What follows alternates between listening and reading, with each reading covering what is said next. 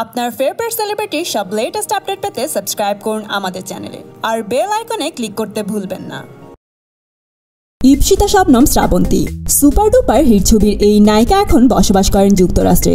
স্বামী ও 2 সন্তান নিয়ে সুখেই আছেন, কিন্তু কিছুটা কষ্টেও আছেন তিনি। প্রবাস জীবনের শত সুখের মাঝেও হানা দেয় জন্মভূমির জন্য একটা হাহাকার। অনেক লাক্সারিয়াস জীবনের মধ্যেও মানুষের মন কাঁদে দেশের জন্য। শ্রাবন্তীর ক্ষেত্রেও ঘটে কিছুটা তাই।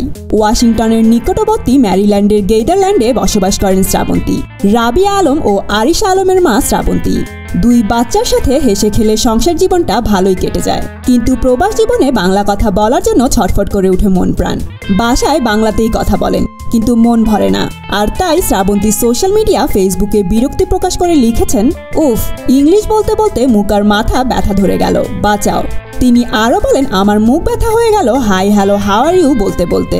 শ্রাবন্তী 2010 সালের 29শে অক্টোবর বিয়ের বন্ধনে আবদ্ধ হন এনটিভির অনুষ্ঠান বিভাগের কর্মকর্তা খুরশেদ আলমের সঙ্গে।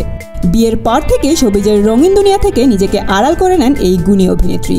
সেলিব্রিটিদের এমনই সব জানা অজানা তথ্য জানতে লাইক, শেয়ার এবং সাবস্ক্রাইব করে আমাদের সাথে থাকুন।